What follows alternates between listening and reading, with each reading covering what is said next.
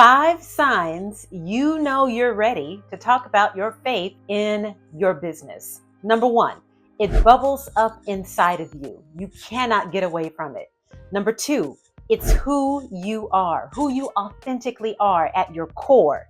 Number 3, you can't get away from it. You talk about it day and night. It's a part of who you are at your core. Number 4, it's your priority. You have chosen to say, as for me and my house, including my business, we will serve the Lord. And number 5, it outlines with your true goals. Hello there, everyone. Hello, leaders, high achievers, and entrepreneurs who are committed to keeping God first in life and in business. My name is Giovanna, Lady J. Ellison, and I am a certified leading business coach here to help you thrive in life and business while keeping God first. I'm so happy that you were here, and my prayer is that you would get exactly what you need from this training today. So this question came in, and I love it. Love it when you all send in questions. So thank you for that. If you haven't sent in your question yet and you have a question about entrepreneurship or business or anything like that, make sure that you subscribe. The link is down in the description box below. You'll also receive a complimentary checklist when you do that, and be a part of our VIP community of leaders worldwide who are committed to keeping God first in their life and in their business. So for this Q&A series, this question came in from a phenomenal leader, and they say, for me, my primary current audience is a mix of faiths, nationalities, and countries. Many of them are actively hostile towards people expressing Christian faith. While I work toward building a more specific audience and business focus of Christians, my hope is to begin with my current audience. The good news is that there are many, quote, hiding that I believe can be served, and, quote, the danger is losing work or not getting hired by certain clientele by expressing my faith. Let me just stop there for a moment and insert this. Listen, you will not be for everybody. And that's something we as business owners have to embrace and understand. You have to be able to stand strong in your faith enough to know that you won't resonate with everybody, right? You won't be for everybody. Don't change your gift. Rather, find an audience who has an appreciation for your gift. I first heard Bishop Dale Bonner say that, and I absolutely loved it, because so many times people are trying to become something that they authentically are not. It's just not who they are, because they're trying to get this person on the team, or they're trying to get that person to say yes. Listen, at your core, you've got to be true to who you are. That's why when you watch these videos and you see this come up in your feed, we are committed to helping leaders and high achievers just like you thrive in life and in business while keeping God first. Will there be challenges?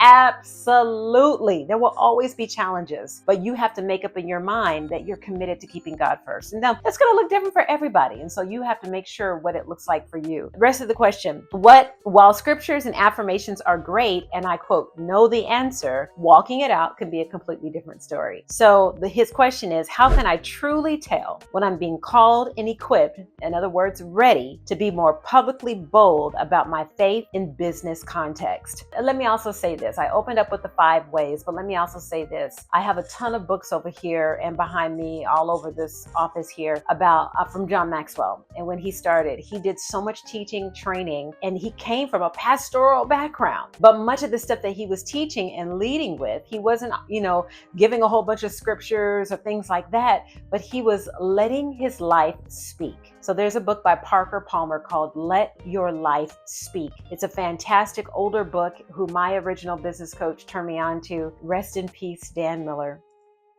It's just so hard to even say that. Rest in peace. He passed away earlier this year. And so he introduced me to the book called Let Your Life Speak. It's more so in the things that you do rather than it is in the things that you say. As leaders, many times authenticity is not many of their issues. Rather, it's consistency. So if you can keep showing up with the excellence that you were showing up with, if you can keep being your original self, that's going to draw people towards you. Here's a scripture of encouragement. This is Hebrews chapter 13, verse 6. It says, so we may boldly say, the Lord is my helper. I will not fear.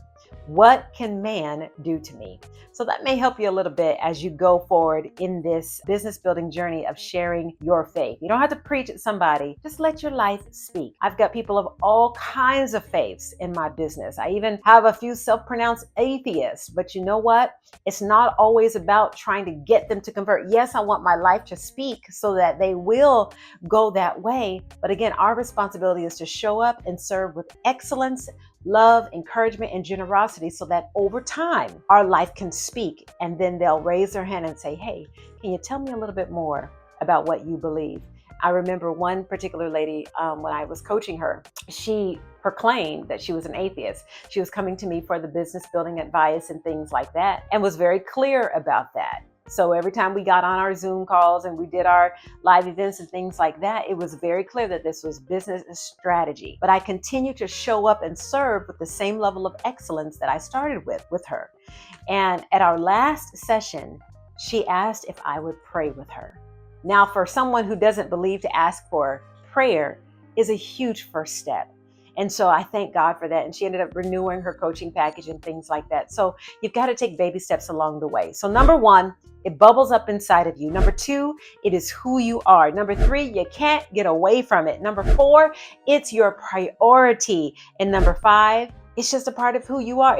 You've outlined your true goals, and you know what's most important to you as you build this business. Thank you so much for your question. Listen, if you have a question in business, be sure to type it in the chat. It may just get featured here on the YouTube channel, or it may get answered in an email. You just never know.